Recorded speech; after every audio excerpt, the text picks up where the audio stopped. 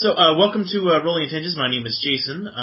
Today, I have a special guest on the show that we're interviewing, Josh Jordan. Yes. Excellent. And Josh, you did Heroine, right, as the RPG? Yes, I did Heroine. Yes, you did. Yes. Now, before I get into the questions, I just wanted to ask, with regards to the book, is it in PDF form only, or is there a print version of it? It is in print now. I forget what the exact print date was, but it's been rolling out, and it's been on Indie Press Revolution for maybe a month, and I think you can find it on Amazon and Barnes & Noble now, but I know you can get it on Indie Press Revolution because I happen to have a good old stack of copies in my spare room. The PDF is also at Drive-Thru-RPG and RPG Now and all those guys. Of course, I got the PDF and I went through it, and that artwork is pretty amazing. Yeah. Who's the artist for all that stuff? J.R. Blackwell is a lady that I met at Gen Con a couple of years ago. Mm-hmm. She is awesome. It is photography, believe it or not. I know you guys mentioned in your actual play, it's like, I think it's computer generated, but it looks like it could be a photograph. Yeah, she went crazy. Her husband is the monster-looking dude, and he's an amateur costumer. So together, they, if you can believe it, they rented out a historically preserved site in the state of Pennsylvania, which is an abandoned prison, and they got some costumes, and they totally rocked the art for the book. So I am super psyched about that part because I knew she was cool, but she went and did way more than I thought she was going to. That's wild, because honestly, it sort of looked like almost like an anime-ish type of poser graphics. So the fact that that's all costumes and stuff, that's super impressive. Wow. Mm-hmm. I guess I should get down to the questions, and one of them is, so tell me a bit about your role-playing history. Like, what got you involved into role-playing originally? Sure. I'm in my early 30s. I started back when I was in, I would say, maybe 13 with my brother. We started playing Teenage Mutant Ninja Turtles, and that was the coolest thing we could possibly imagine at the time. We've been playing on and off of various games since then. I would say it's maybe been 5 years, but I'm a little hazy on the timeline, that I started looking at story games. I saw an ad for Don't Rest Your Head by Fred Hicks. Oh, yes. And that kind of sucked me in and was like, oh, so you mean you can make games that don't have a 100-page long combat section, and they're still fun. Like, I like D&D just fine. I like lots of games, but I kind of got sucked into that whole world. Yeah. Speaking of Fred Hicks, actually, we did an interview for Fred Hicks, and I lost the audio. Oh, I know, right? So yeah, no, he's a really cool guy, and we did play Don't Mess Your Head on the podcast as well. Cool. In a Wicked Age by Vincent Baker is one that I've run multiple times. And let's see, Fiasco. It was playing a game of Fiasco that I met J.R. Blackwell, the photographer, and I think I was a gay cake decorator, and that was a lot of fun because that is far from my actual life, but we had a good time. Fiasco it is indeed a fiasco. Of course. But yeah, I mean, lots of things. I whenever I go back and visit my brother in the Midwest, we usually play a game of D&D, or last time we played, he has been running Warhammer Fantasy for all of my high school buddies. So we played some of that. It was pretty fun. Cool. So you do dive back into traditional games every once in a while. Yeah. For the combat-y games and whatnot. Yeah, I mean, I have nothing against them. I it, I will play whatever my buddies want to play, but in terms of the ones that I tend to run, they tend to be the smaller, more focused ones. If you count Burning Wheel as a smaller, focused game. So what inspired you to create Heroine? Well, I would say, just broadly speaking, there were two kind of reasons that I ended up making it.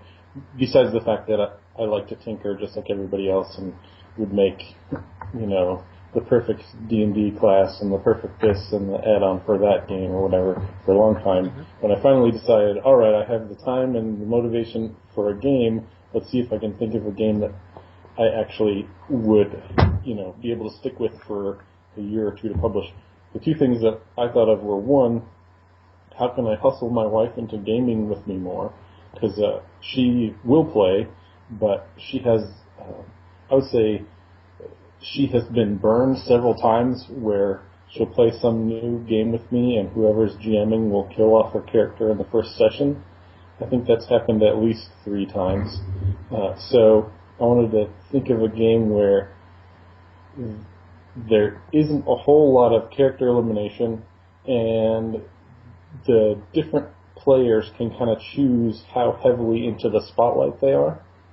Mm-hmm. So that was kind of the initial idea of the differing roles between the heroine and the narrator and the companion. The companion is basically designed for my wife to dig, so she could become the narrator if she was in the mood on a particular night, but if she didn't want to, she could still be part of the story, but not like the focus. The other big inspiration was that there are several movies that I like that I couldn't think of a game that represented them very well, and that's like Labyrinth and Alice in Wonderland movies and The Wizard of Oz, and those are all kind of about a teenage girl or a 8 to 18-year-old girl who is definitely heroic, but doesn't rack up any kills in the process of saving the day. So I guess arguably Alice kills somebody, but that's not really that's not what makes her awesome. So I just want to do kind of focus a game on those two things, and with a lot of help from folks in like Story Games folks and local gamer buddies, everyone ended up shooting out from that.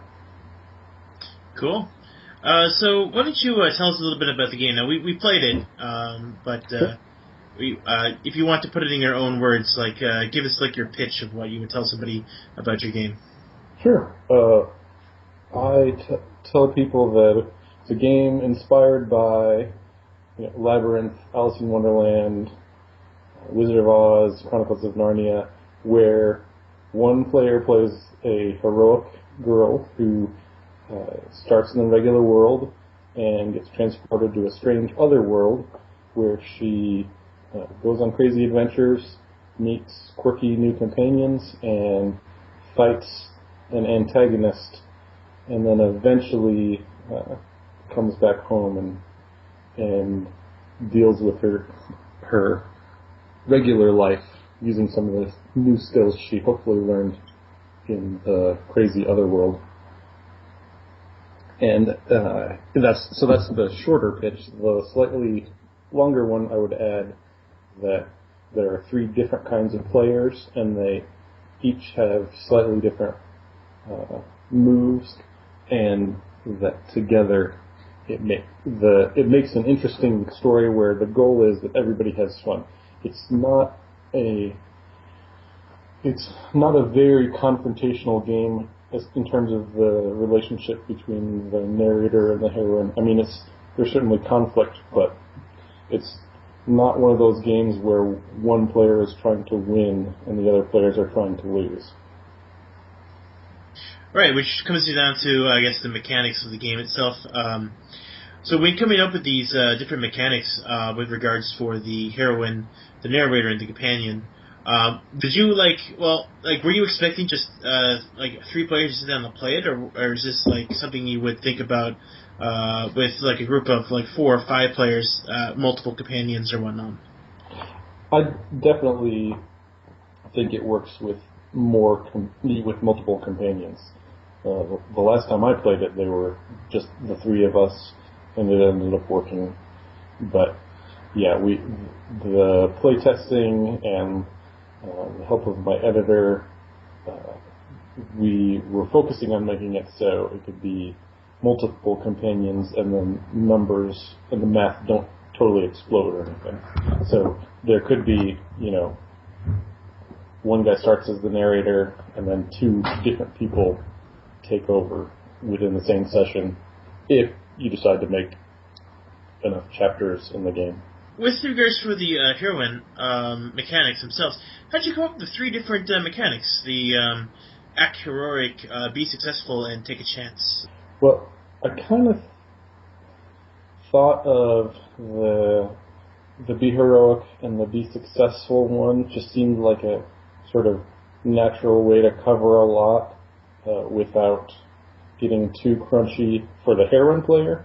But as we tested it, I should say, by the way, Paul Lyons, formerly of the podcast, was the editor for the game, and he's really good. He's a very smart guy, and one of the things he does is think about how to break the game, and or just naturally, you show him a game, and he will be able to tell you who would hate that game and why. So that served him well while they were reviewing a bunch of games on that podcast, but it also made him a good editor in terms of helping the game Heroine be less messed up. So he basically, I forget if it was my idea or his idea, but he strongly encouraged me to add the 3rd, where there's the take a chance, which means there could be a total failure or a total success rather than just 2 different kinds of partial success. Is there any additional content we should be expecting in the future, you think? Expansion, or let's say something that you wanted to add before and you never got a chance to add? Well, I'm glad you asked. It's like people who listen to this are going to think that that's a planted question, because there is a supplement book which is currently undergoing a layout with by Daniel Solis again, and he just sent me yesterday the first draft of the initial layout without the art and all that kind of stuff, so I could get a chance to see how many pages it was going to be and all that kind of stuff. Well, part of the Kickstarter perks from the original Kickstarter for the game was that several different game designers would write kind of alternate settings for the game. So basically, imagine the other land being some kind of fantasy realm that you wouldn't have thought of, but sounds fun to play, like Julia Ellingboe, who wrote Steal Away Jordan, volunteered to do a setting that's based off of one of her favorite young adult fantasy books, where the heroine travels back in time to a Native American tribe and deals with sort of a magical forest. So she has given, in this chapter that she's done for this next book, everything you need to play kind of a more focused heroine game in a different kind of other land. And we've made slight modifications for what it would look like if you choose to be heroic, or what it would look like if you choose to be successful within this kind of a subset of stories. So anyway, there is a book that is an anthology of all these different game designers that's going to be laid out probably this month, and I'm tentatively saying should be published in July, but that partly depends on how fast the publisher is able to do things on there. And not the publisher, the printer is able to do things on there. And that's going to be called Girls Elsewhere. And I believe, let me see if I can count in my head, I think there are 7 settings. But there are several. I wrote 2, and there were other ones by, like I said, Julia, and then Emily Care Boss did one, and several other people. So I'm super psyched about that. It makes me, like, each of the chapters, when the people handed them in, made me want to sit down and play the game with them as the narrator. So if I'm excited, that's a good sign, because I liked the game as it was, but I knew that there were other kinds of stories that I never would have thought of, and they definitely delivered in that department.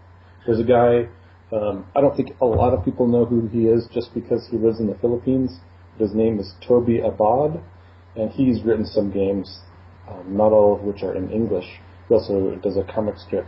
He did a chapter for Girls Elsewhere based off of urban poverty and Filipino mythological monsters that I think is super weird and super cool.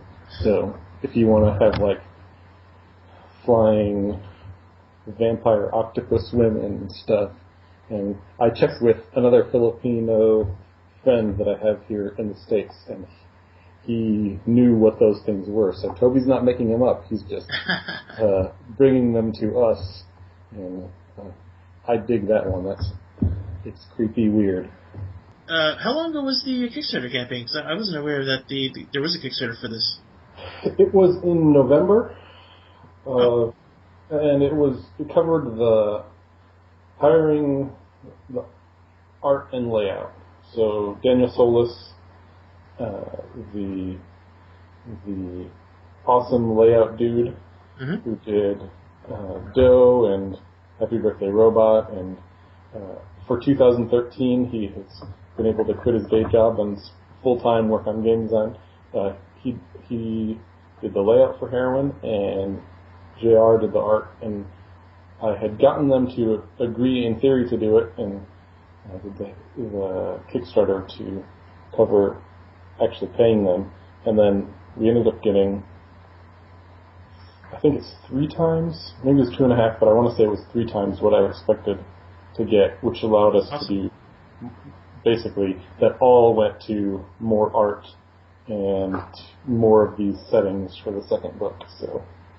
So the name Heroine, like, where did you come up with that name? I knew I wanted a short name. Part of it is probably me just being contrary, because I think that the not drug message, like the not drug meaning of that game, gets overshadowed by the drug meaning of that game. Right. So I thought I would just make it obvious what I was talking about, although of course it's led to plenty of puns by hilarious gamers on the internet, which I'm totally fine with. But yeah, I in general think it's fair to say that there are not very many games that focus on female heroes, and especially in our little, I guess it's true of video games too, but in terms of role-playing games, I definitely think there's room for a few of those, and I thought I would give one a shot, and since nobody else had taken what I thought of as a fairly obvious name for a game, I got to do it first. Are you, like, following any certain games that you're looking forward to, I guess, buying in the future, like any RPGs, or? Yeah, I spend more time than I should on the Kickstarter and Indiegogo pages, Oh, yes. Seeing what's coming out that way. I also get to go to Gen Con this year, so I'm sure I'll find something that I've never heard of. But there's a Kickstarter going on right now, anyway, as of today, for at least another week, the Ministry Initiative, which is J.R. Blackwell doing a steampunk role-playing game, and it's based in a fictional setting that there are several novels by the original author, and the Kickstarter is actually for a combination role-playing game and additional short stories. So when we set about checking that out, there are what feels like several Kickstarters that I have funded that it's just going to be a while before the author is able to send us the PDF or the book or whatever. And I certainly have more sympathy for that than I did 6 months ago. But yeah, I'm trying to think. Oh, there's There's one. This is kind of random, but I just think it's cool. I'm sure it'll be done. The Kickstarter will be done by the time this episode goes out because I think it's got maybe like one more day left. But there are this deck of traditional Indian playing cards, like from India, and they're circular, and they have like 8 suits or something like that, and they've got face cards with crazy elephants and stuff like that on it. I think it's called Ganjifa. So I'm gonna pick those up for cheap and try to think of an excuse to make a game that uses those instead of dice.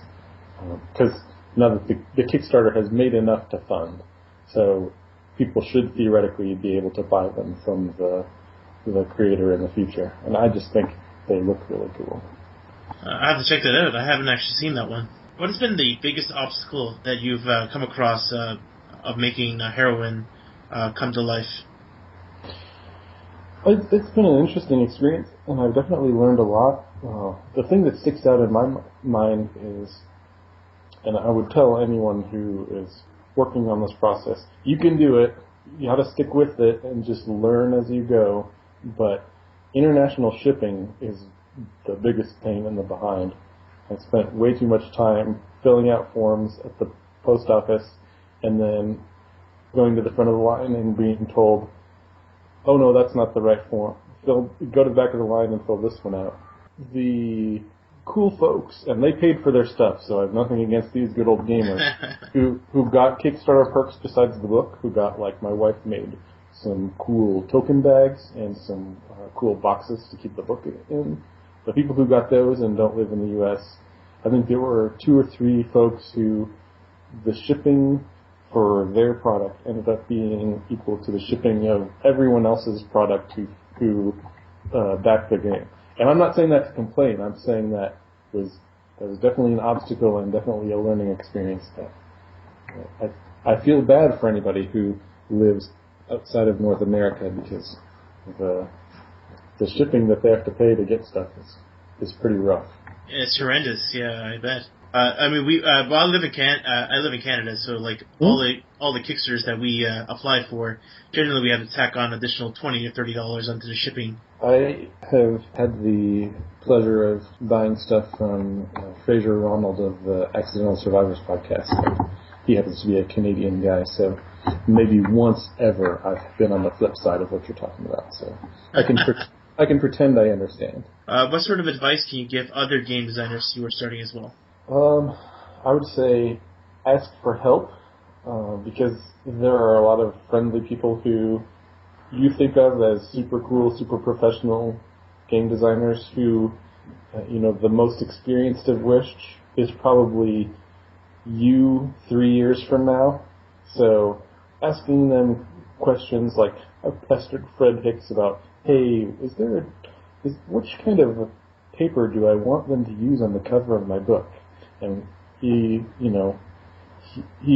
told me what he knew, which was, not something that I could have Googled, and was super helpful. And that is just one example. He's a nice guy, but there have probably been at least 10 other game designers that I have answered random questions that I've asked out on Google Plus or Twitter or whatever. So be sure to ask for help, and especially help in terms of getting the information, like, am I doing this the dumb way, or does everyone have to deal with that? Because that can save your sanity, and you can spend your time and energy actually doing the hard work that you need to do, rather than just pulling your hair out trying to figure out, which kind of print-on-demand option is the one that you actually want, that kind of thing. Is this your first time going to Gen Con, or have you gone? Yeah, I have been 1.5 times before. So this will one time I live in Texas, but I just happened to have a job interview in Indianapolis on the weekend of Gen Con, so I was able to go for like a few hours. And then I've been one time just regularly, so this will be my 3rd time, I guess. But, I would be happy if I became amazingly successful and independently wealthy so I could actually go to other cons in other places. It just happens to be the big one that I've been to and will go back to.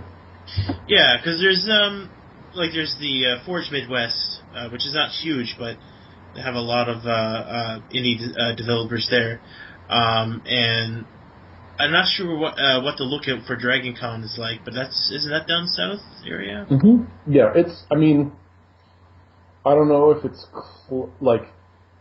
from Texas to Indianapolis and from Texas to, I want to say South Carolina. They're probably the same distance, but yeah, just because crazy geography. But because Indianapolis is not that far north, but I don't have to tell. If you were from somewhere besides Canada, I'd be like, the United States is big. You're forgetting how far away things are, but Canada's actually bigger. You're just closer to the south border. Anything else you would like to tell our listeners? Well, you can check my blog. There are a couple of other projects that are in the works, but I don't have a release date for sure yet. I've got a couple of people who have offered to write kind of side projects that are tangentially related to Heroine, and I'm reasonably sure they will be ready by December, but it's still early. So if you feel like following me on Twitter or checking the blog at ginger-goat.blogspot.com, you will be able to catch those things as I feel confident enough to announce them. But I would love to be able to say after 1 year as a game designer, I have 4 published things. So there will definitely be 2. Cool. So you already got some other games in regards for getting them out? Mm-hmm. Yeah. Oh, cool. There's well, I guess I can tease a little bit. The Girls Elsewhere one is in the process of layout and will be published probably July. I would really like to have a physical copy in my hands by August. But Shoshana Keswick is a game designer and a writer, and she and I have been talking about making a Nordic LARP, parlor LARP that's inspired by Heroine, but it's really kind of one focused setting, and she is currently working on starting that, so we think we're going to have that ready by the end of the year, but it's going to be very kind of like, what if you were 3/4 of the way through the movie Labyrinth, or something along those lines, how would you end the story? And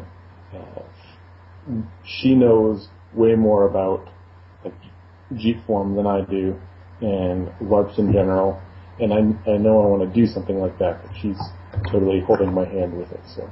Sweet. Should be pretty cool. Sounds awesome. Cool. Well, I want to thank you for coming on the show. Oh, you're welcome. Thank you. No problem. And hopefully we'll keep in touch. And the next time you get your next game out, we'll definitely be playing it. And we'll probably talk to you again at that point. Sounds good. Thank you, Jason. You're welcome. Take care.